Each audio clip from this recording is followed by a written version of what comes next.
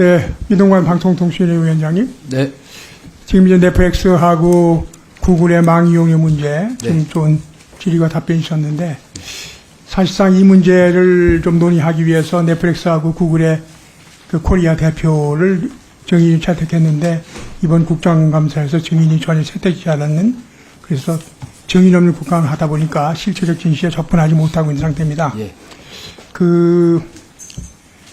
과기부 쪽에도 얘기를 했습니다만, 망 이용료에 관한 글로벌 플랫폼 사업자들의 망 이용료에 대한 정부 입장, 과기부가 연말까지는 반드시 만들어내겠다 이렇게 했습니다. 예, 같이 협의하고 있습니다. 방통위에서도 네. 연말까지 만들어 주시고 그래야지만이 우리가 이번에 넷플릭스의 증인신문을 통해서 그 망 이용료에 대한 방향성을 정립하려고 그거라고 했는데 예. 그걸 못하게 됐으니까 네.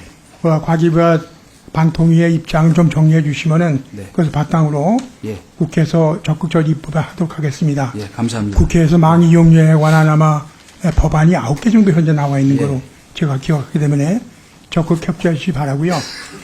이번에 이제 이동관 방송통신위원장하고 방심위원장 오면서 특히 논란이 많이 되는 것이 가짜뉴스. 가짜뉴스의 용어의 정의가 뭐냐. 허위 조작 정보라고 한다면은 언론이나 정치권에서 제기하는 의혹이 가짜뉴스냐. 그렇다면 언론이나 정치권에서 할 말이 없어지는 그런 상태가 되기 때문에 네. 그런 문제에 대해서 좀 더 심도 있는 논의가 필요하다 이렇게 생각하고요. 또 한 가지는 방송의 공정성 문제입니다. 방송의 공정성을 누가 판단하느냐. 방송의 공정하다를. 그래서 이동관 위원장께서는 그동안 왼쪽으로 기울어진 운동장을 바로 잡았다. 공정하고 객관적으로 토론하겠다. 뭐 우측으로 기울어지게 한다는 것이 아니다. 이런 말씀 많이 하셨는데 현재 왼쪽으로 기울어졌다는 것은 평가하는 그 기준은 무엇이냐? 누가 평가한 것이냐? 이것이 개인이 판단하는 문제하고 정부가 판단하는 문제는 아니거든요. 물론입니다. 그럼 이런 것도 누가 판단해야 하고 생각합니까? 예. 제가 보기에는 네. 결국 국민이 판단하는 거 아니냐. 그렇습니다. 국민이 국민이 판단하고 그렇다면 이동관 위원장께서도 기울어진 운동이 정상화되면은 방송에 대한 국민적 지지도가 올라갈 것이다. 이렇게도 말씀하셨거든요. 네. 또 이제 윤석열 대통령께서도 또 10월 18일 참모진 회의에서 국민은 늘 무조건 옳다. 네. 어떤 비판에도 변명해서는 안 된다. 이런 말씀까지 하셨단 말이죠. 그럼 최근에 국민적인 관심도를 보면은 한국갤럽에서 여론조사에서 가장 신뢰한 언론 매체가 MBC라고 나왔거든요. 18.7%. KBS가 14.2위. 그럼 현재 MBC하고 KBS가 현재 방송 중에서는, 언론 중에서는 그나마 가장 신뢰할 수 있고 가장 공정하다고 평가하는 것이 아니냐. 이렇게 볼 수밖에 없는데 어떻게 생각하십니까? 방통위가 평가한 것에도 마찬가지입니다. 방통위가 평가하고 있는 KI 시청자 평가지수 뭐 여러 가지 질문을 주셨는데 우선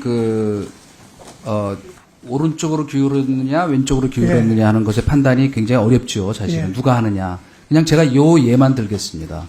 올 봄에 그 한 시민단체 바른언론 시민행동이라는 곳에서 지난 1년 동안에 그 가짜뉴스 조사를 했는데 30대 가짜뉴스 가운데 28개인가가 쉽게 얘기하면 진보 내지 야당이 제기한 거라는 결과가 나왔다. 그것이고 그다음에 그런 거 떠나서 네. 지금 가짜뉴스 얘기하는 게 아닙니다. 네네. 공정성에 대한 그 판단을 말씀을 그럼 드리겠습니다. 그러면 저 진보적 시민단체가 한 것도 저는 신뢰하지 않습니다. 네.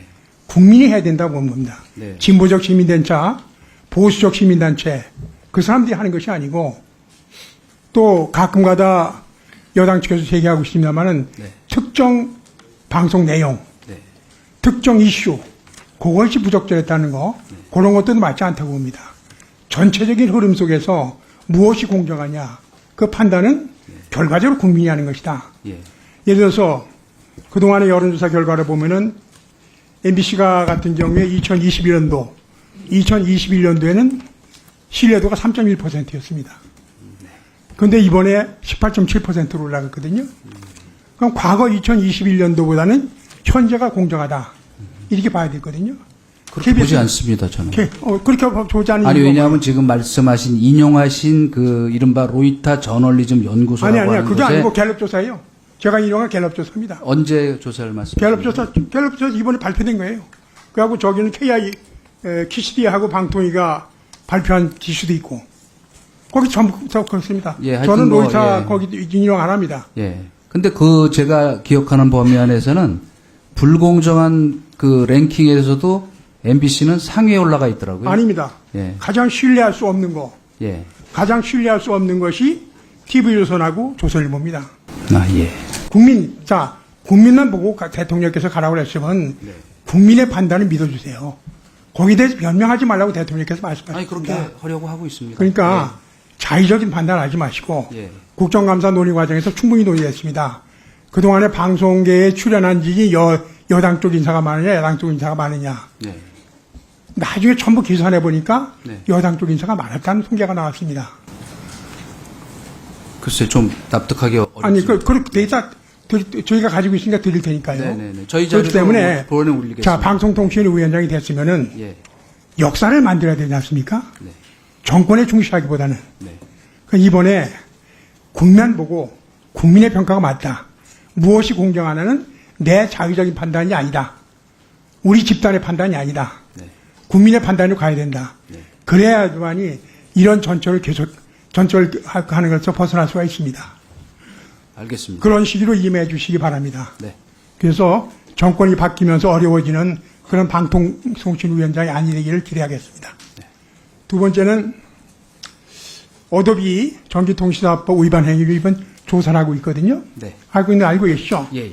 근데 결과적으로 과징금을 매겨야 될 것 같은데 네. 과징금을 매기는 과정에서 이 기준이 문제거든요. 네. 기준이 미국 어도비